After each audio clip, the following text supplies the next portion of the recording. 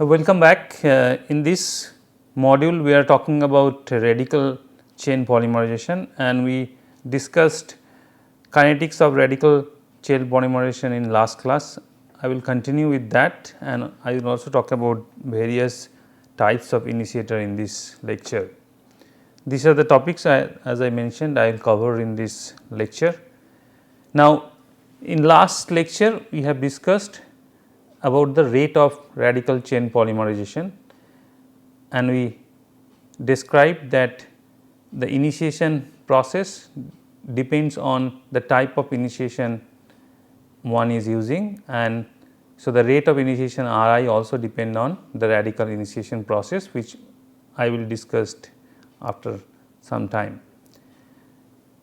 I also discussed that rate of propagation and polymerization both are similar, because rate of polymerization is given by the rate of disappearance of monomers from the medium, which is almost governed by rate of propagation, which is given by the expression, this expression where this term m dot within third bracket is given by the total concentration of radical present in the reaction mixture. Remember, we had considered the rate of all radical reactions were equal, which means it was independent on the size of the radical. So, even if the propagating radical is small or large, their reactivity were equal. This is similar assumption as we taken for step growth polymerization, where we discussed about the equal reactivity of functional groups, and this is a fair assumption as we described, and it is also experimentally proven. Now, we will move to the termination step.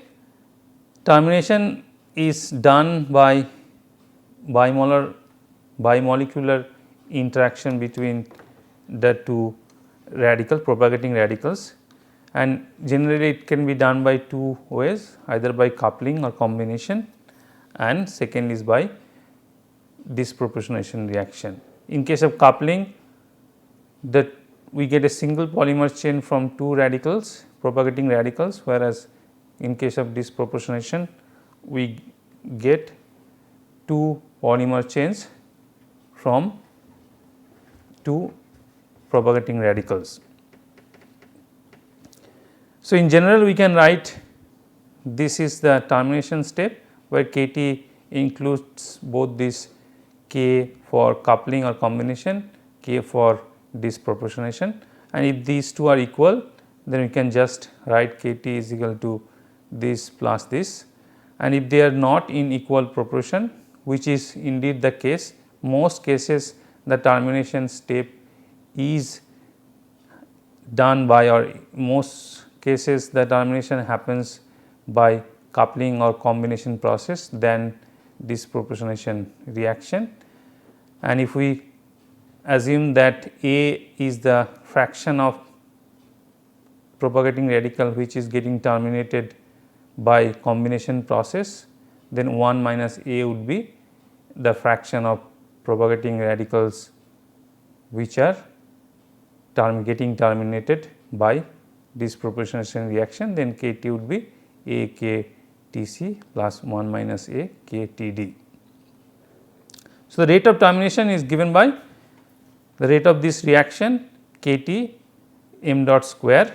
Now, this term 2 is basically a factor which is used for a generally accepted convention, and it is also recommended by IUPAC for the reactions which are destroying radicals in pairs. In each of these termination reactions, two propagating radicals are getting destroyed, and that is the reason this factor 2 is appearing here. Now, you will also notice that in case of initiation reactions where one initiation reaction is actually producing two radicals, then also you will use this term 2. Also remember that there are some text or some books which does not use 2, they just write RT is equal to KT m dot square, but it does not matter. The final outcome or whatever conclusion we will get using this expression will remain same whether we use 2 or not. So, the rate expression, as we discussed, the rate of polymerization is given by rate of propagation, which is given by this. This is the total concentration of total radicals present in the reaction mixture. Now, determining this experimentally is difficult because of two reasons. One that the concentration of this is very low, about 10 to the power minus 8 molar, and also this is very reactive transient radicals. So, this is very difficult to experimentally determine this concentration. Hence, it is a assumption we take as a steady state assumption. Steady state assumption means we consider that the change of this m radical concentration of with time equals to 0. That means, the number of or concentration of radicals remained same with time, which also means that the rate at which the radicals are getting generated, which is given by rate of initiation, is same as the rate at which the radicals are getting destroyed. So, the rate of initiation is equal to the rate of termination. Now, this is not unique for a polymerization reaction or radical polymerization chain reaction, this assumption of steady state. This is very common for any reaction where the intermediate is having very low concentration and a very low lifetime, and hence we will go forward with this assumption, which is very fair assumption, and indeed the steady state actually happens very quickly within minutes in a normal chain radical chain polymerization. The steady state actually happens within very quickly within minutes. So, we will consider that Ri is equal to RT and which is equals to 2 KT. This expression we have already used. So, from this expression we can get the expression for the total radical concentration, which is given by this, and we can place this in this expression to get the rate of polymerization or rate of propagation by this expression. This is very useful expression which we will use very frequently in coming to lectures. So, please remember this is very useful expression. Now, if we go back, that you see that this rate of propagation or rate of polymerization depends on the type of radical initiation which we do, which is given by this Ri, which is rate of initiation. So, we will discuss different type of radical initiators, and there are mainly two principal ways which we can generate free radicals. One by homolytic scission of a single bond which produces two free radical species, and second by transfer of a single electron to or form an ion or molecules, like what happens in a redox reaction, and sometimes single electron transfer process takes place which produces a single free radical species, not two species. So, first cases we are talking about generally producing two free radical species, and in second cases we might most cases we get a single free radical species.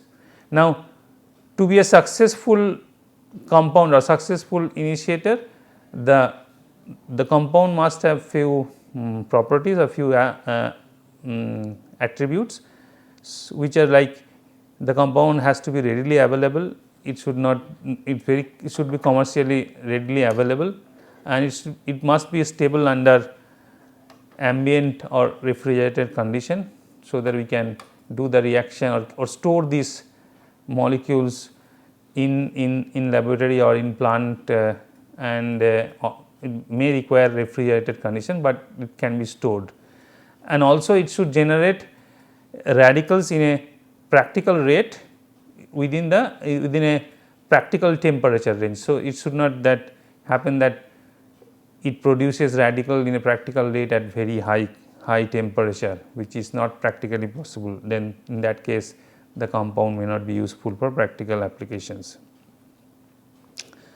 These are the typical ways we can generate radicals: thermal, redox, photochemical, high energy radiation, and other methods. And the thermal method of initiating is the most used in both industry and academic institutions. So, we will mainly focus our lecture or discussion on thermal initiation, but we will give you example about the other cases and discuss it briefly. So, we will talk about thermal initiators. So, in this case initiator molecule is homolytically cleaved on heating and producing two radicals, and as I said that this is the most widely used mode of generating radical to initiate polymerization for both commercial polymerizations and theoretical studies. Now, this initiation process has to be taken place in a practical rate in a moderate temperature. Like normally if we do the reaction in a solvent, and solvents are having a particular boiling point. So, we must use a radical initiator which we can use in that particular solvent. So, basically it should have moderately weak bonds which undergo thermolysis, thermally induced homolysis at a useful rate above 50 degree centigrade or below maybe 100 degree centigrade, which is a most useful temperature range. If we have weaker bonds, very weak bond, then it might get homolytic cleavage before 50 degree centigrade, which is not useful because our laboratory temperature, ambient temperature sometimes goes very high, even close to 40-45 degree centigrade. Then these compounds might get dissociated before even we are adding for a polymerization reactor. So, it should not be very weak bond, so that it get homolytically cleaved at lower temperature, at room temperature, and it also should not be very highly stable. So, that we need very high temperature to get a radical from this. So, typical bond energy associated with this thermal initiator is about 100 to 170 kilojoule per mole, and the typical bonds which can give you this type of bond energy is peroxides, SS bond, NO bond, this type of bonds. So, we generally what the type of bonds we mentioned and the type of compounds, it is given by these peroxides, hyperoxides, per esters, azo compounds, disulfides, tetragenes and so on. Now, out of all these possible thermal initiators which are used for some cases, but in most cases peroxides and the azo compounds are used in a radical chain polymerization. So, we will discuss, we will basically only discuss the use of or the examples of peroxides and azo compounds for this lecture. As I said that peroxides and azo compounds results from the availability of stable form many different compounds. We can have different peroxides and azo compounds, which are useful in a range of temperature. We can give you some example of peroxides. So,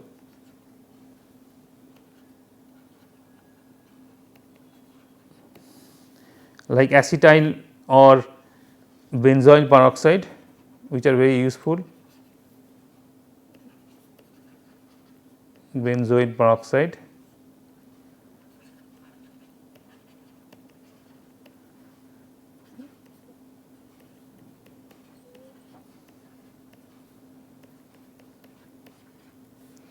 on heating it gives you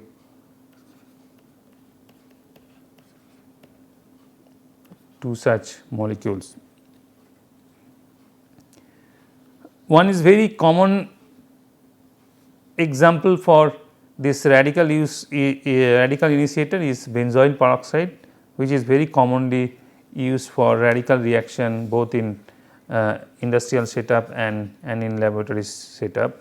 We can also have alkyl peroxides like cumyl or tertiary butyl peroxides.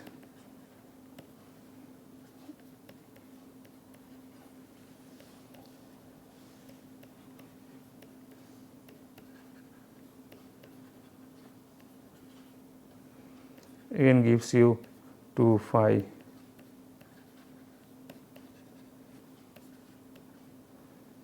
Now, you can see this radical has to get stabilized, otherwise these radicals which is getting generated either in this case or in this case, it has to get stabilized, otherwise it will get destroyed very quickly and it will not be able to participate in further chain initiation reaction. And this is the reason why we have this acetyl or benzoyl group or substituted alkyl peroxides. If you have a simple alkyl peroxides, then it will not be of useful initiator.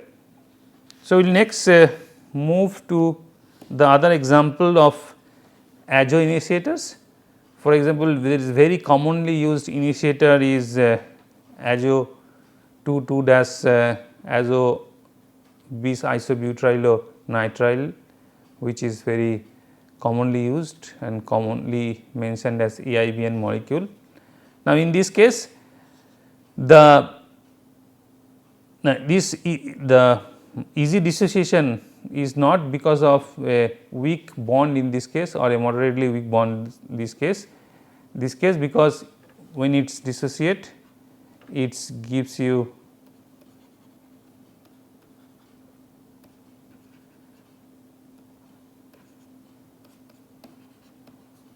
because it gives very stable nitrogen gas, that is why we can easily this reaction, this homolytic cleavage is a very feasible reaction in this particular case, and that is the reason why it is very commonly used in practical polymerization reactions. Now, this is not water soluble. So, if somebody wants to do a reaction in aqueous medium, then we should look for azo compounds which are water soluble, and one such example is that azo bis 4-cyanovaleric acid, where we basically have both side 2 acidic group and this is water soluble. So, we can actually use this as initiator. Now, one interesting thing for this initiator that when it you can imagine that the radical will generate in this place and it will get at the end of the chain. So, the chain end will have a COOH group and C. So, the chain end will have a just like this. So, instead of CH2 and COOH. So, the polymer chain will have this COOH group at this end, and you can actually utilize this group for doing further reaction on this polymer. So, basically this ones gives you like this initiator like this gives you advantage of using the N group for further polymerization reaction on the polymer.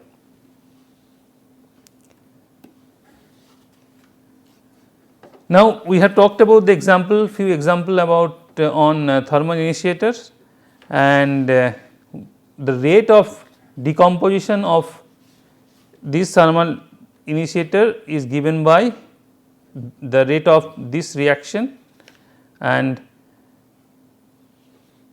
this is if we talk about dissociation reaction, then we can consider the rate as minus the disappearance of the initiator molecule with time, rate of disappearance of the initiator molecule with time, which is given by KDI. So, we can write ID is equal to, and we basically can integrate where I0 is the initiator concentration in this case, and this is a first order decomposition. So, you can we can get a T half value, which is the time at which half of the initiators have decomposed is given by this number. This is very well known expression for first order equation, first order reactions, where Kd is the dissociation constant. Now, the use of initiators depend on the temperature which we want to do the reaction. So, initiator used at different temperature depending on the rate of decomposition. If the rate of decomposition is very high, then we can use comparatively lower temperature, and if the rate of decomposition is low, then we need to use a higher temperature, and that idea we can get from the T half value of the different thermal initiator at different temperature. I will give you the example in a minute. Now, in generally the AIBN is commonly used at 50 to 70 degrees centigrade, and acetyl peroxide used for 70 to 90 degrees centigrade, benzoyl peroxide used at this temperature. So, depending on the reaction temperature, we can choose which initiator molecule we should use, and this difference of dissociation rate or decomposition rate is due to the substituents present on the each molecule. For example, we talk about acyl peroxide and alkyl peroxide, and because acyl peroxide will have RCO dot, whereas alkyl peroxide will have RO dot. So, obviously acyl peroxides will be more stable than RO dot. So, the rate of decomposition for acyl peroxide will be higher than alkyl peroxide. Similarly, for azo compounds, if the resulting radical is much stable, and which happens if we have the substitutions have a ability to stabilize either by resonance or by electron donating groups, then we can have a higher rate of decomposition. So, as I gave example that acyl peroxides have a better higher decomposition rate than alkyl peroxides, and because it gives you a stable RCO radical, and for azo compounds the rate of decomposition increases in the order of this R group allyl or benzoyl to tertiary, secondary, primary, because of the ability to stabilize the resulting radical. Now, when you talk about initiation reaction, now we want to find out the Ri. Remember, in that expression we have left the expression with Ri. Now, we need to find out what is the Ri for different different initiation process, and let us begin with thermal initiation, which we just discussed now. Now, this is the first step of initiation reaction that we discussed earlier. This is the decomposition step and this is given by the Kd, which is the rate of decomposition, and once the radical forms, it immediately react with the first monomer, which we call the initiation reaction, and there is a particular rate constant associated with this, with Ki. So, this rate of dissociation is given by twice f Kd I. Kd is the rate of dissociation, and remember this is 2. In this case, because each dissociation is producing 2 radicals which are generating 2 polymers. So, basically we can generate 2 polymer or propagating radical from these 2 radical, that is why it is multiplied by a factor 2 as it was in the case of termination reaction. Remember we used 2 for termination reaction because in each termination reaction 2 radicals were getting generated. In each initiation reaction 2 radicals getting produced. So, we use these things, and F is the efficiency, radical efficiency or initiator efficiency, which means out of the radical which got produced during this decomposition reaction, out of them what is the fraction of the radicals could initiate a polymerization reaction, and its efficiency, and it is generally between 0.5 to 0.8, and that happened because some of the radicals which gets generated because of this decomposition reaction might actually get destroyed either by coupling with each other or might get destroyed due to reaction with others. I may talk about little bit more about this radical efficiency in a minute. Now, in this reaction,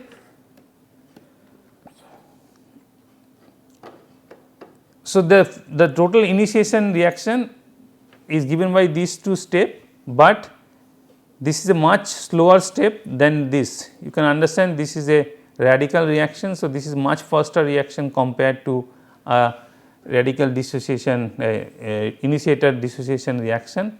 So, hence this rate of initiation is given by the rate of dissociation. So, Ri is actually given by rate of dissociation, hence Ri is given by this. So, we are talking about Ri is given by this, Ri is twice f k d I, which is same as rate of dissociation, and because this step is much slower and rate determining step than this step. So, now we place this Ri in our equation we have discussed in at the beginning of this lecture. We can get this expression. So, this is the expression we got in beginning of today's lecture. So, we get this expression for thermally initiated radical chain reaction.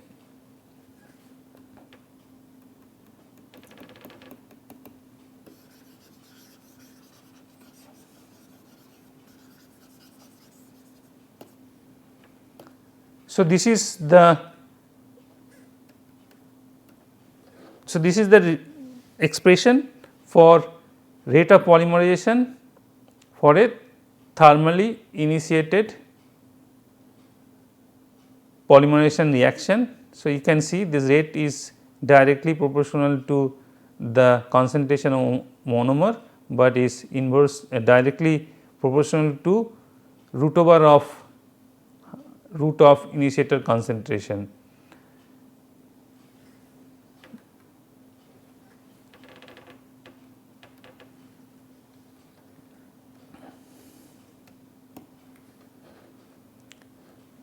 Now, we can write, we have seen this expression or deduced this expression earlier. So, we can write, instead of this we can write this expression where I0 is the initiator concentration at time 0. So, initiator concentration, and we can also express another term P, which is the conversion, which is given by this expression, which means that the fraction of monomer which got consumed during polymerization. So, like the fraction of functional groups that got consumed in a step growth polymerization, we define similar way a conversion, which is basically the fraction of monomers which disappeared during this reaction. So, we can basically write rate of polymerization is given by rate of disappearance of monomer, which is given by this expression, replacing I concentration I with this, and then we can rearrange and integrate to get this expression. So, this is the expression where we can relate the conversion, which is the percentage of monomer molecules got consumed, with time, if we know the initiator concentration, initial initiator concentration and the other rate constants. Now, at the end of the polymerization, which is basically the time is infinity, if we replace the time with T infinity, then we can get what is the maximum possible conversion we can achieve during a radical chain polymerization. So, if you put T is equal to infinity, this term would be 0, so it will be 1.